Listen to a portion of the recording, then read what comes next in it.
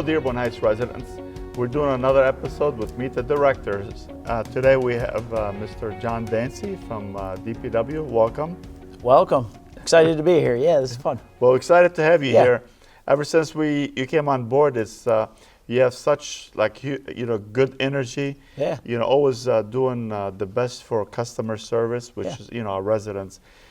So just to start, since you've been here a short time with the city, Yes, it'll be 8.5 months. 8.5 months. So what are some of the challenges that you've seen in the last 8 months?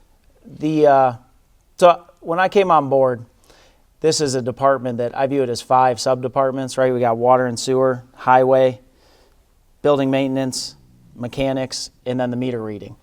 And I've just found the city does face a lot of challenges, workforce-wise, budget-wise, equipment, and ours as well has been difficult because you figure all the neighboring cities are able to work 5 days a week, 40 hours. And this city primarily has gotten to a point where the workforce is scheduled 34 hours a week. So it's challenging, right? There's limits to overtime because there's nothing in the budget. And there are days where it's difficult to get a lot accomplished. So it's just one of those things where we really ask the residents kind of be patient with the employees. The employees are doing everything they can. The system's just a little bit challenging, more than any other city I've seen. So what are some of so we have challenges, but what would you like to do just the 8 months you've been here? Is there something that you want to do something different? Getting these employees, unfortunately, the facts speak for themselves. When we have the highest number of main breaks per capita, to my knowledge, we're working at 50, 60 main breaks in January and February. It's looking like it may be that way in March. You figure we have one water crew of 6 guys working on more main breaks than all the neighboring cities. So it puts a strain on the entire department when they have to spend all their time responding to those emergencies, right? It puts the backup on areas getting repaired. It puts the backup in the stress on the storm system because a lot of those main breaks cause issues with the storm system because water's running down the street, carrying debris into those pipes. Now, if we don't have a highway department that's fully staffed, they're unable to take care of that. So it's a challenge. It really does start with that. So, you mentioned like water main breaks.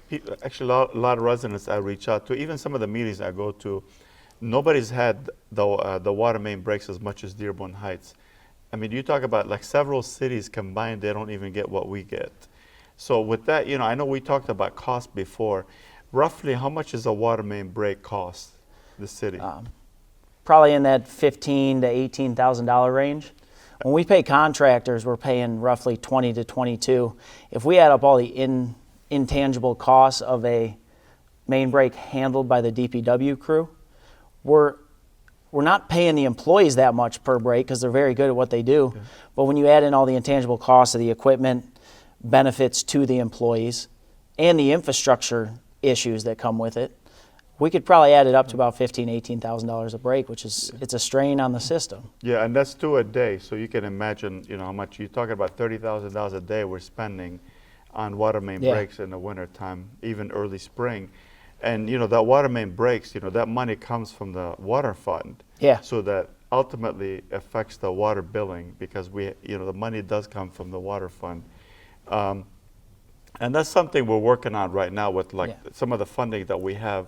Federal funding is to replace some of the water main or pipe bursting. Yeah, so we just through the capital funding project, the 5 water main projects that we identified, 5 areas that cost the city a decent amount of money, just in the sheer number of main breaks and the difficulty to fix them. Mm-hmm. So we have that. I know there's been temporary pressure reducing valves that have been put on some of the main inlets to the city.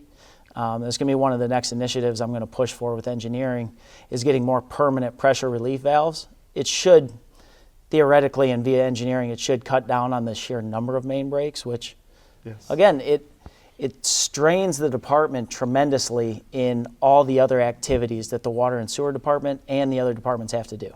Because now it's backing up all of the repair areas, water turn-ons, turn-offs, fixing meters for residents, because we have a lot of residents call. And again, I kind of urge the residents to see the difficulties the employees and the departments facing in being patient with us. I know it's frustrating sometimes when you have to call multiple times to get some of the services from Public Works, but all we can do is try to overcome one challenge at a time.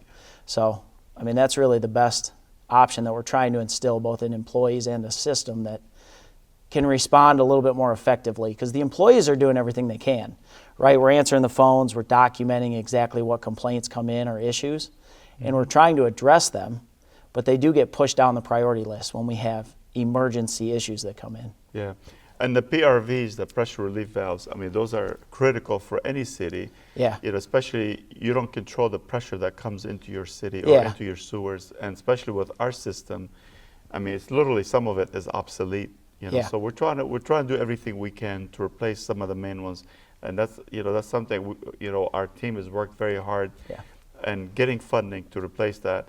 You know, some of the other stuff that our residents, they ask, for cleaning the streets. You know, especially spring is just around the corner, and so what are the plans to clean up the streets, and what is like the schedule of cleaning the streets? So I've tried to institute a little bit with our highway department specifically to focus on one particular task per month. So April, we are going to focus on street sweeping.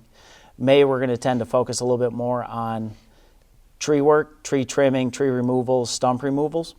Because even with the highway department, the relative number of employees we have to work that needs to be done just in sheer volume is not, it's challenging. It's more challenging than any neighboring city I've seen. Yeah.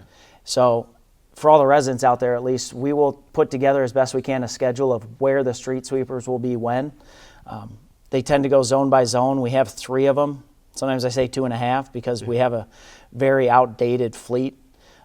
But we do have employees, and you figure that takes almost a whole highway crew / department to do, right? You got 3 people running a street sweeper. You got 1 in a dump truck to try to just increase efficiency of emptying street sweepers into the dump truck before you got to bring them back to the shop. So that's kind of our plan. We'll try to put together when they're going to be where, but more often than not, April is going to be focused all on street sweeping. May will be focused all on tree work. Yeah, and that'll be good if we can put something out. You know, I know that we'll put something on our social media and just say, hey, refer to the website, for schedule. And, obviously we'll do it like a month at a time. And if there's rainy days, then that's just going to push, a day or so? And, I mean, again, one of the main challenges is it's not an activity we can do on overtime. There's enough work for it to be done on overtime because the 36-hour work week is difficult to get the sheer volume of how many miles of road we have in the city with 3 street sweepers. So it's a challenge. Like I said, we're trying to overcome one challenge at a time. But the funding in the workforce is difficult to really make it as efficient as we want it to be. So the last topic would be like trees. I know, May, you're going to concentrate on stumps and trees. So a lot of residents, they're not aware. We get a lot of complaints about trees. Yes. That's probably one of the second complaints that we get. So what is, like you said, you have like categories, like you categorize trees. Yes. And please share that with the residents. So we have 2 highway supervisors, and anytime we do get a call for trees, they're documented when we go out there, when we've received the call, and what the issue is, whether it's a resident that wants their tree trimmed or removed, or some events where a tree needs to be planted, actually. And we do have a rating system for the danger of trees that, although it's not concrete, it's very relative to the city because we got to prioritize immediately dangerous trees and trees that, I don't like to say it, but can wait a little while. And we put together that tree list, and then we have to kind of navigate which ones need to be contracted and which ones our DPW can do. Because with the equipment we have, there are some trees in this city that we don't have the equipment to get high enough. We don't have equipment to transport some of the large trunks. So it becomes difficult to get through the sheer volume of the number of trees that we have. But the plan is to get to as many as we can and then rate them relative to how dangerous we view they are. Well, since you've been on board, you come in with like such high energy and you have so many ideas, for that department. I appreciate you being on our team, and I appreciate the customer service that you provide to our residents. You're out there you're on the road. I remember your first day or second day on the job, we had a water main. I think at midnight, you and Yep. I went. That was it was a storm, very large windstorm. So we had trees down, water main break, and I think 1 or 2 sewer backups all in the same evening. I remember it. So welcome to Dearborn Heights. Yeah, it's a challenge, but you figure we fix one challenge at a time. I think that was one of the main pieces of advice you started is there's a lot of issues, and you got to focus on one and try to get it to where it needs to be before you can move on to the next one. So. Well, I appreciate you being on our team. I thank you so much for being here with us on the show. And we'll just do this, every now and then, just to let the residents know what's going on with DPW. Yeah. So again, be patient, especially with street sweeping and tree work. We got them scheduled for April and May as best we can. So. Yeah. Well, thank you. Yeah. And thank you, our residents, for joining us today with Meet the Directors. Look forward to the next meeting. Thank you.